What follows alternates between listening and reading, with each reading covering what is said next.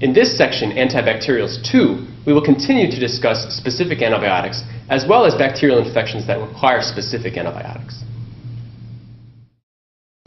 In this section, we'll be covering the rest of the antibacterial medications. The next classification of antibiotics that we'll talk about are the sulfonamides.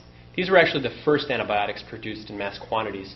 They're considered bacteriostatic, not bactericidal, and they work by inhibiting folic acid synthesis. The most commonly prescribed sulfa antibiotic is Bactrim, also known as trimethoprim sulfamethoxazole. It inhibits two different steps in the bacterial folic acid biosynthesis and is therefore a very powerful antibacterial medication.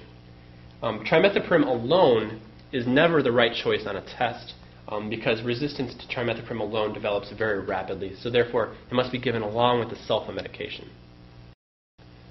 This is a broad spectrum antibiotic, but it's most commonly used for pneumocystis pneumonia, and it can also be used as treatment or prophylaxis for that. It's also commonly used in UTIs caused by E. coli and Proteus species. And it can also cover MRSA as well, methicillin-resistant Staph aureus. Most of these Staph aureus strains have not become resistant to trimethoprim sulfamethoxazole. Here's a diagram for how these medications work together. In the bacterium, the PABA, or para-aminobenzoic acid, is converted through tetrahydroteroate synthetase to dihydrofolic acid, which is converted by dihydrofolate reductase into tetrahydrofolic acid, which is used to create DNA.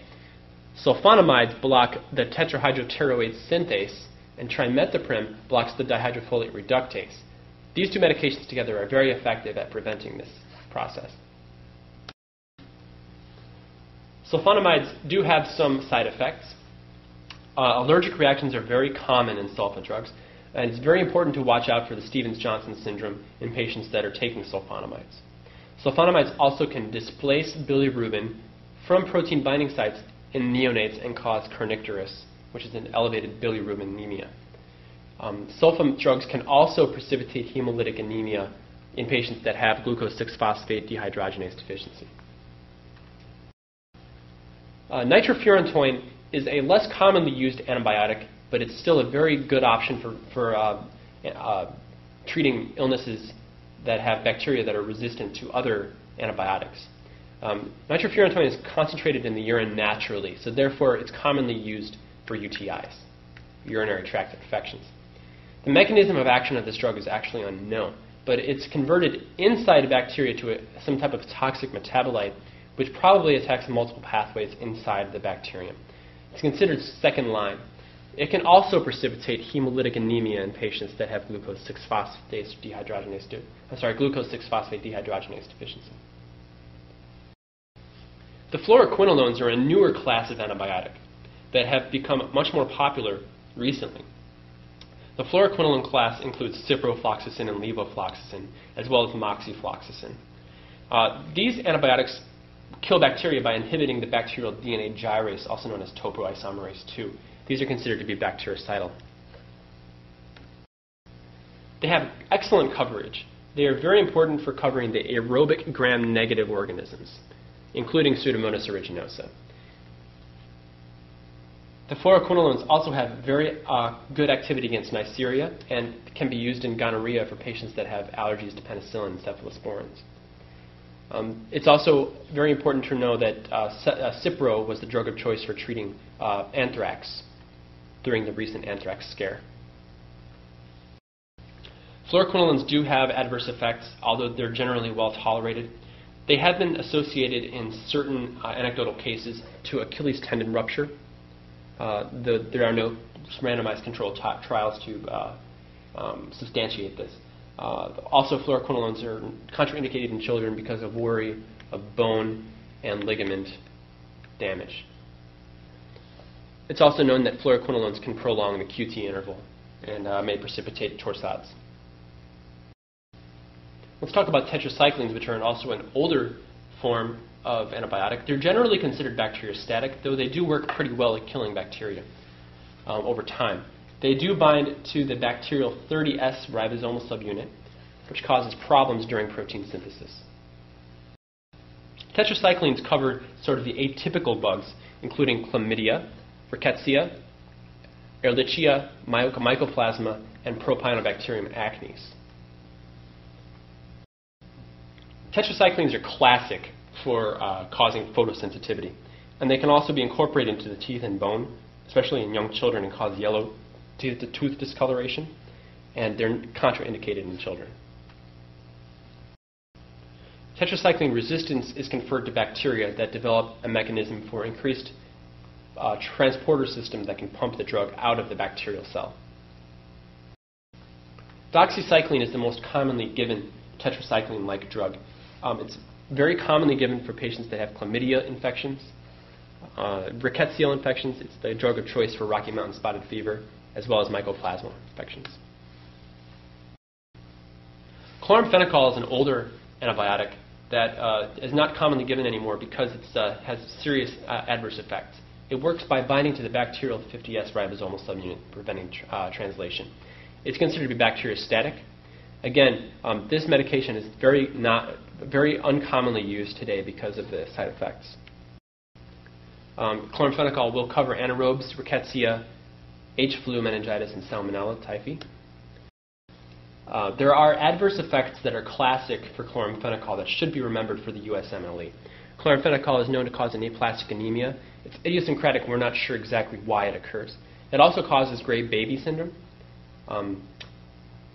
Younger children are not able to break down this medication very well, and therefore it can cause a dose-dependent buildup in these babies, cause cyanosis, shock, and abdominal distension. Aminoglycosides are a very commonly given antibiotic today.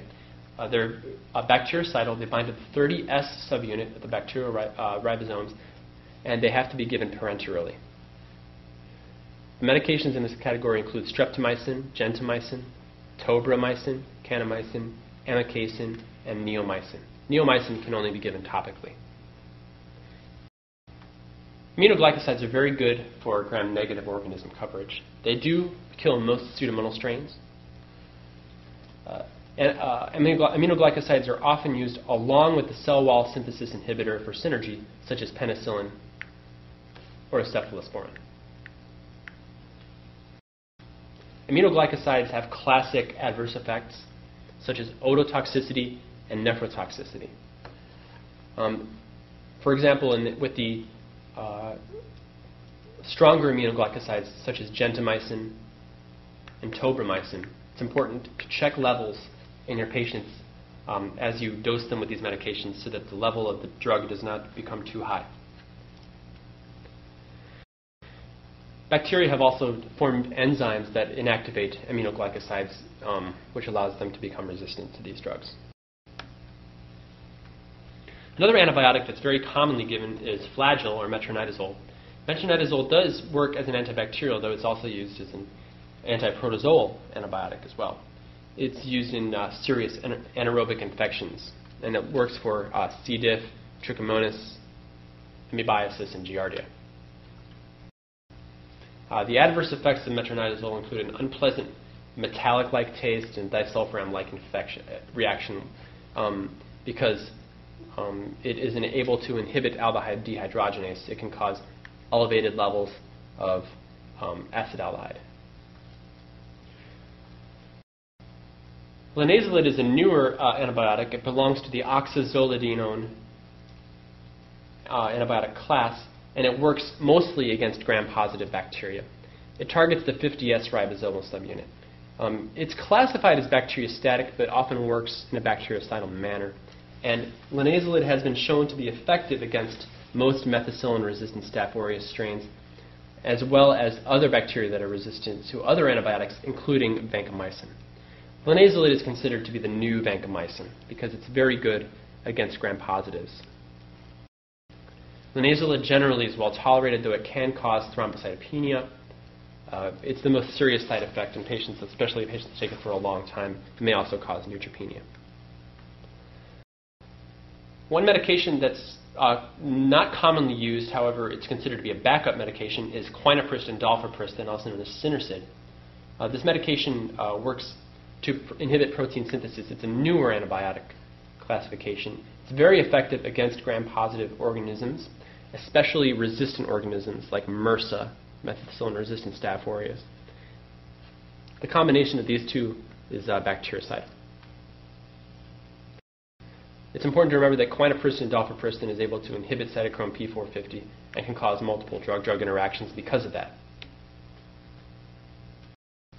Some antibacterial topical treatments, such as polymyxins and bacitracin, work to alter the bacterial cell membrane. They have detergent-like properties and are used basically on cuts and scrapes in order to prevent topical infections.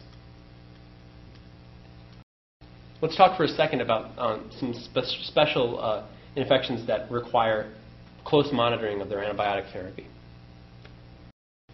The first is Staph aureus. Staphylococcus aureus, it's important to use penicillinase-resistant penicillins for Staph aureus until you're sure that the bug is not MRSA.